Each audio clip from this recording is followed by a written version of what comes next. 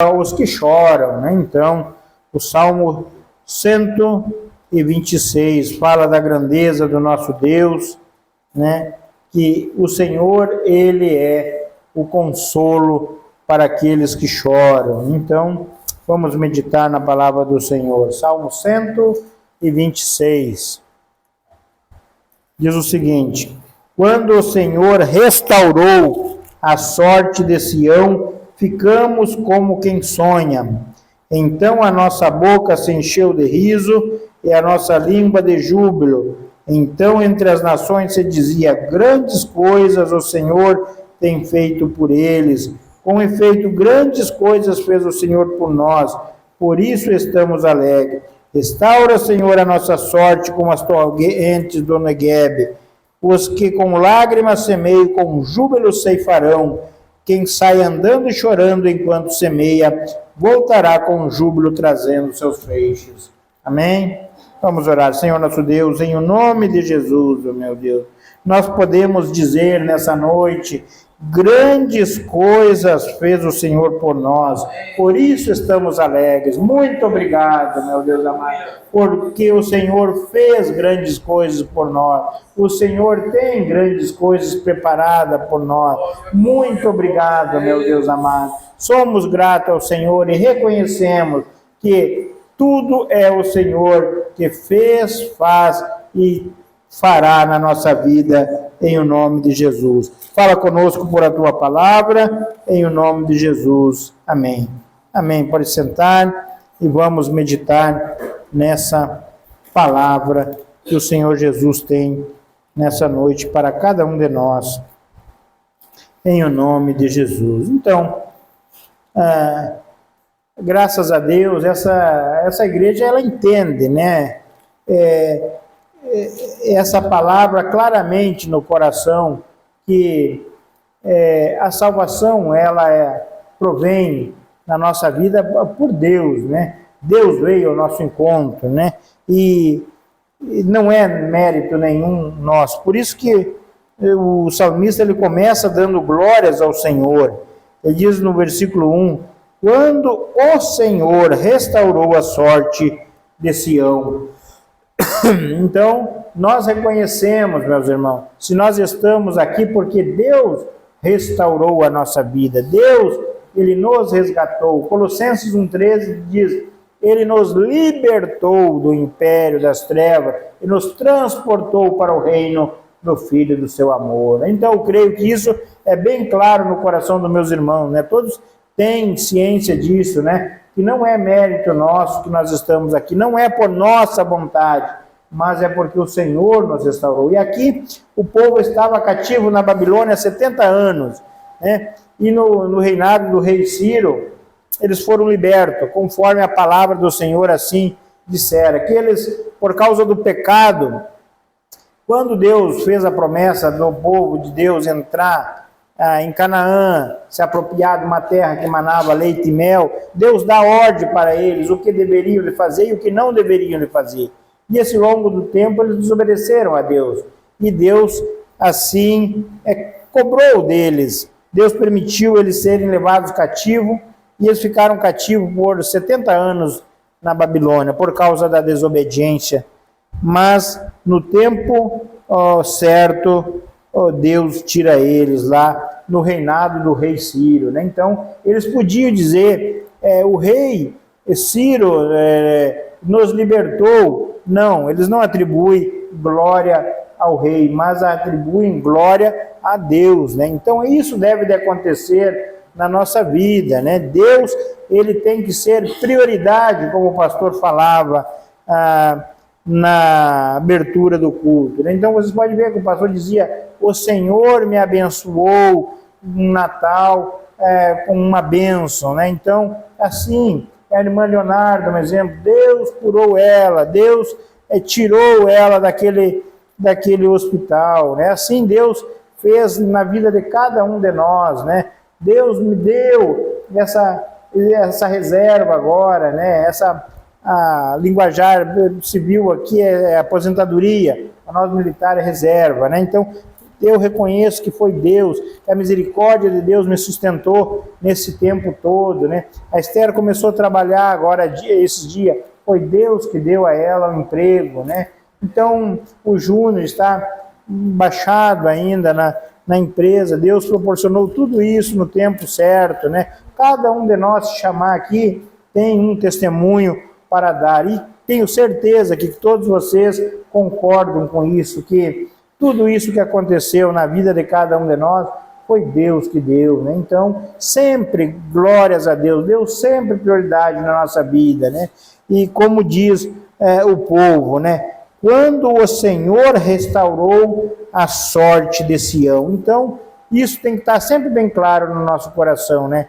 Deus, ele tem que ser sempre prioridade na nossa vida, né? Nas nossas conquistas, nunca o homem na frente, né? Nós temos vários exemplos, né, de homens que foram castigados por Deus por tomarem a glória de Deus para si, né? Então isso não pode acontecer. Então a igreja sempre tem que reconhecer, né, como o povo de Israel, quando o Senhor restaurou a sorte de Sião. Então assim deve de ser na nossa vida. Aqui no mesmo Salmo 124, ele confirma isso, ele diz, no versículo 1, não fosse o Senhor que esteve ao nosso lado, Israel que o diga, não fosse o Senhor que esteve ao nosso lado, quando os homens se levantaram contra nós, e nos teriam engolido vivo, quando a sua ira se acendeu contra nós.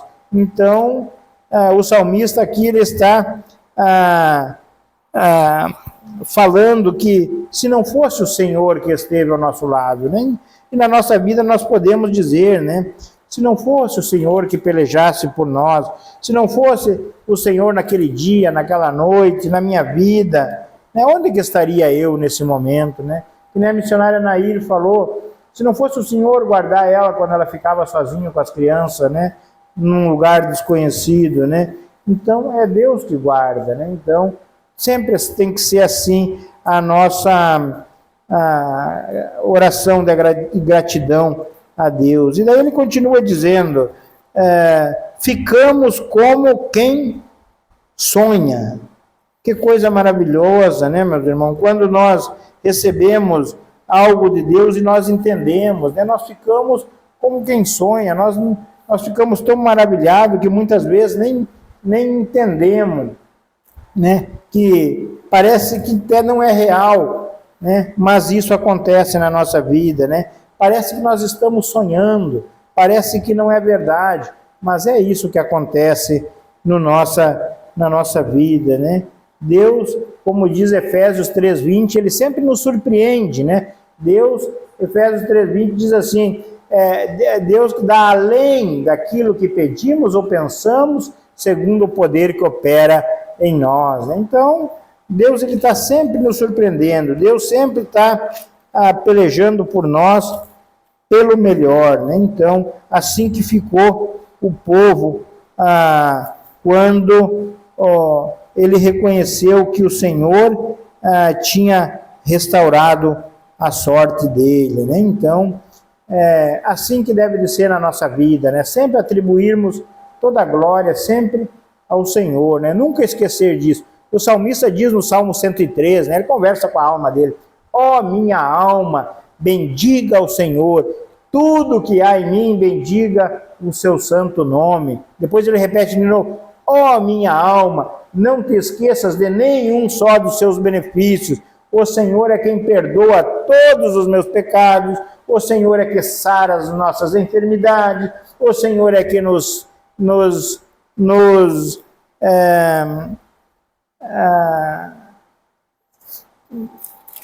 como que é a outra palavra? Deixa eu ver. Isso, quem da cova redime a tua vida e coroa de graça e misericórdia, né? Então, o que é que nos coroou, nos tirou a nossa vida da cova, né? Está falando da morte eterna, né? Foi Deus, né? Então, quem farta de bens na velhice, de sorte que a tua mocidade se renova como ou da águia, né? Então é o Senhor que faz tudo isso, né?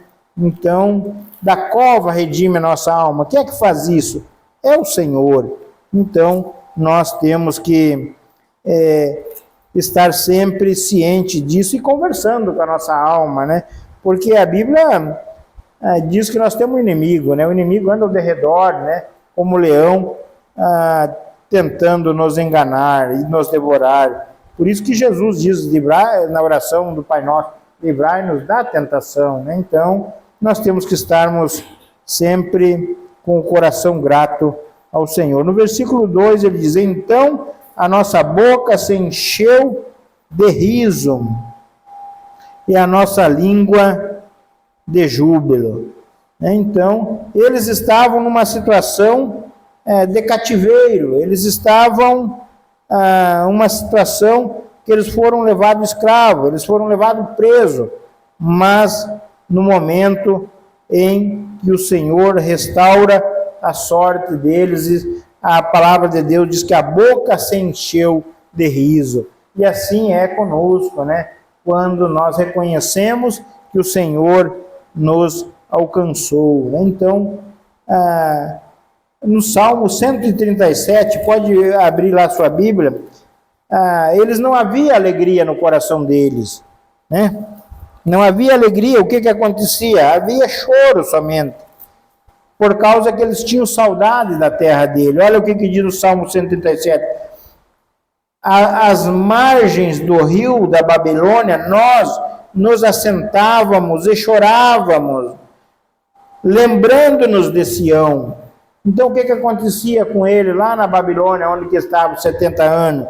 Né? Eles sentavam na beirada dos rios e choravam, eles lembravam da terra deles. Por isso que lá o Salmo 126 diz que a boca deles se encheu de riso, né? Então, é isso que Deus faz na nossa vida, né? Quando nós somos livres, quando nós entendemos que fomos libertos por o nosso Deus. Então, só temos que louvar, só temos que engrandecer o nosso Deus. E o que mais que diz? É a nossa língua de júbilo. Então, entre as nações se dizia, grandes coisas tem feito o Senhor por eles. Né? Então, quando Deus faz algo na nossa vida, não tem como nós esconder. Né? Então, as nações, as outras nações, povos que não conheciam a Deus, eles reconheciam que Deus havia libertado o povo de Israel e tinha feito grandes coisas na vida deles. Na nossa vida não é diferente, meus irmãos. Pessoas que outrora conheciam nós, eles olham para nós e eles reconhecem, é um novo homem. Eles reconhecem que nós mudamos, porque reconhece que grandes coisas fez o Senhor na nossa vida. Então, é maravilhoso, não tem como um servo de Deus se esconder. O Pedro, né, quando ele negou Jesus, ele tentou se esconder no meio da multidão, mas uma mulher disse para ele, não tem como se esconder, o teu modo de falar denuncia que você andava com Jesus, né? Então, é visível. O Mateus 5,16 diz que assim brilha a vossa luz diante dos homens, vejam as vossas boas obras e glorifiquem a Deus.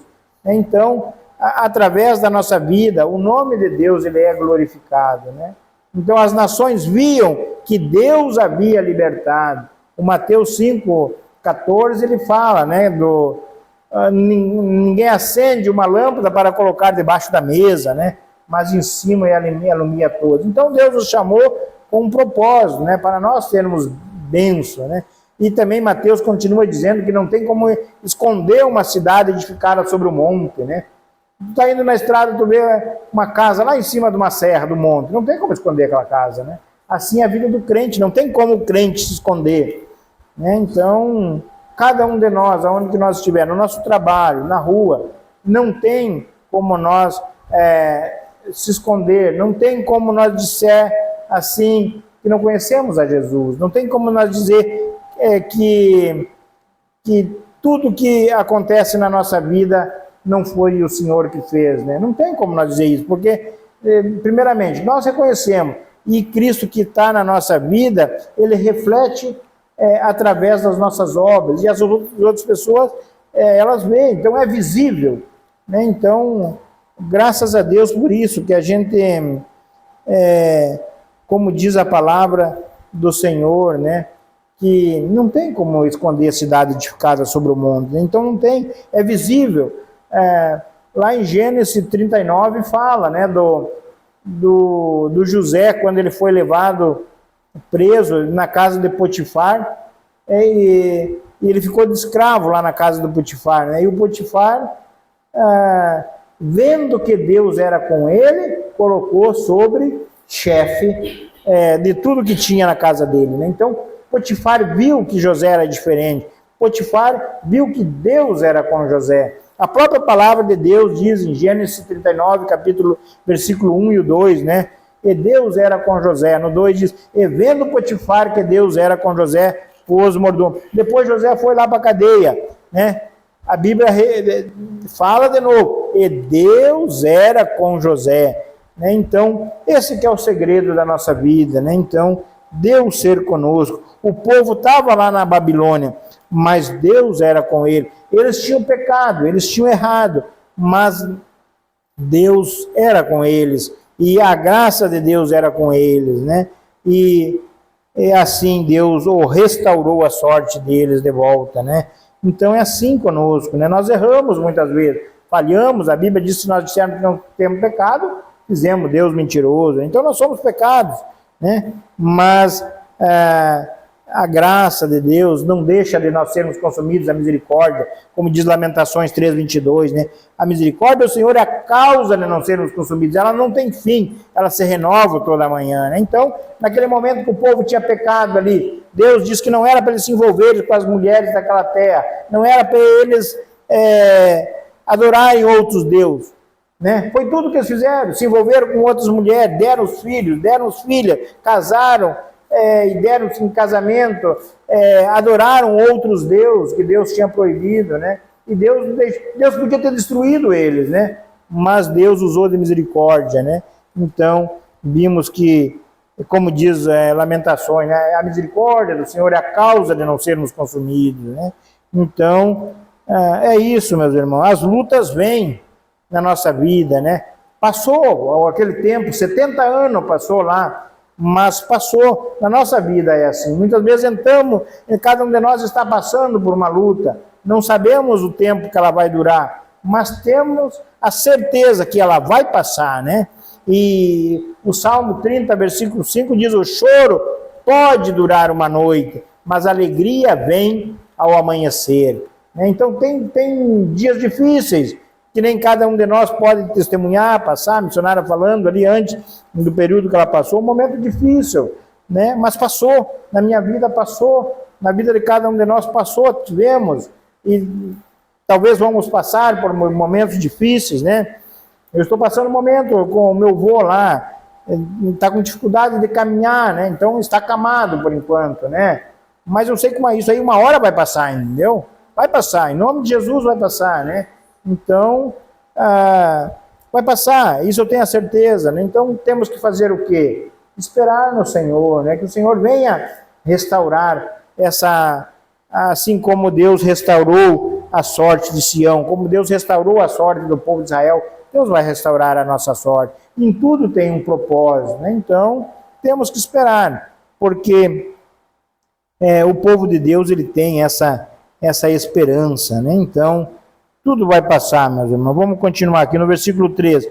Com efeito, grandes coisas fez o Senhor por nós, por isso estamos alegres, né? Então, eu creio que cada um de nós deve decorar esse versículo, né? Eu lembro desse versículo aqui, um dia quando a Joyce leu, e eu decorei ele, eu guardei no meu coração, né? Então, eu vi, um dia a Joyce vinha aqui e falou desse versículo, e eu guardei. Com efeito, grandes coisas fez o Senhor por nós, por isso estamos alegres, né? Então, pode ver que aqui ele repete de novo, né? Que o motivo da alegria é porque o Senhor fez grandes coisas por nós, né? Então, por que estamos alegres?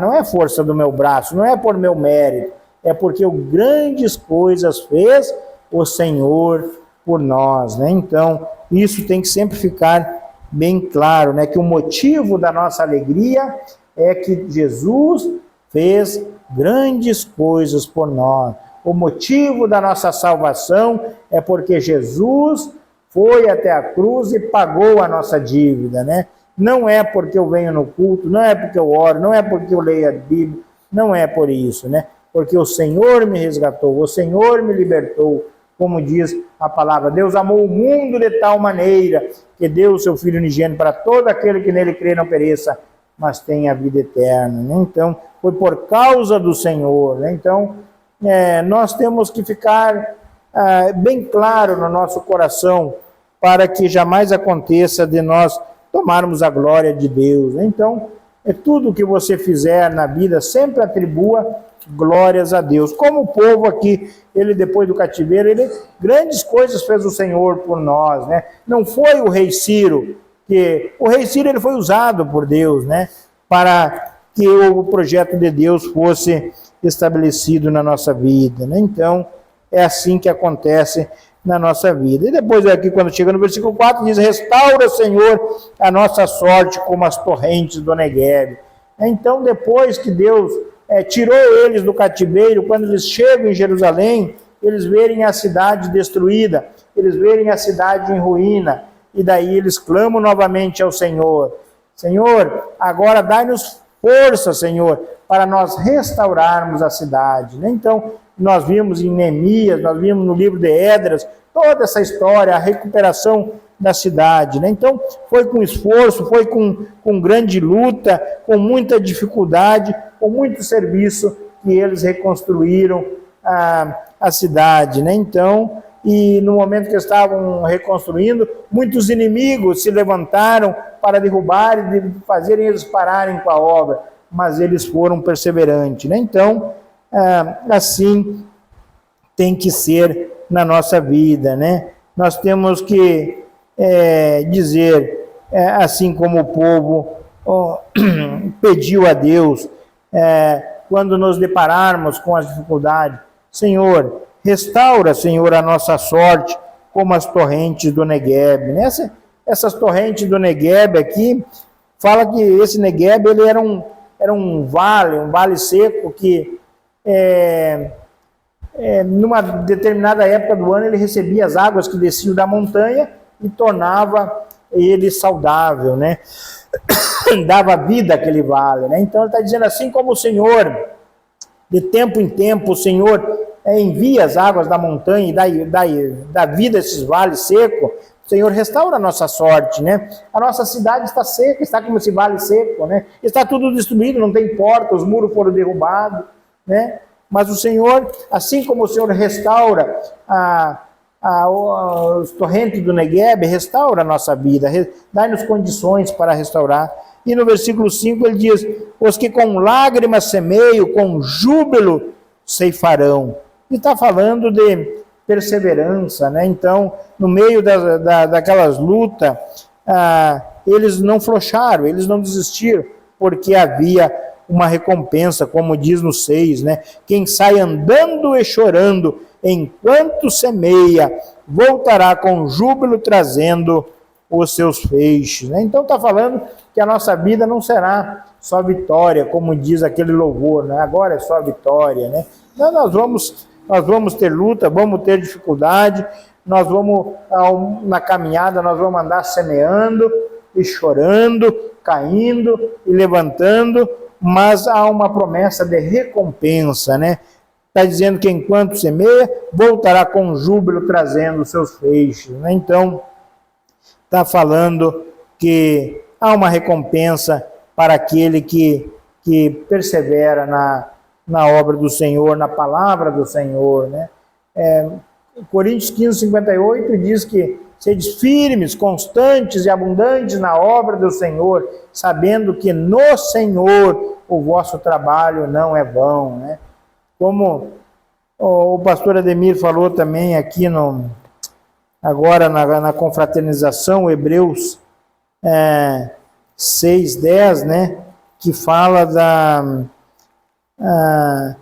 que Deus não é injusto para ficar esquecido do vosso trabalho, porque servis e ainda servis aos santos. Então Deus, ele vai recompensar cada um de nós, né?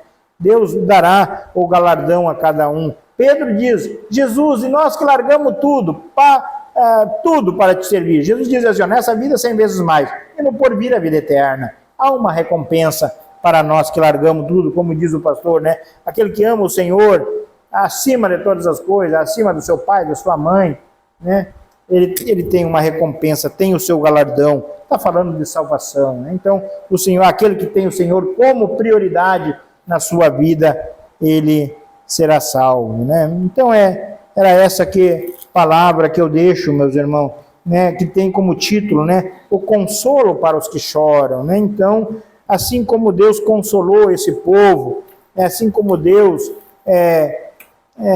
cobrou pelo pecado dele, a conta chegou, né? Deus castigou eles, mas depois Deus veio e deu o consolo para ele, restaurou a sorte dele, fortaleceu eles. Então é assim na nossa vida, né?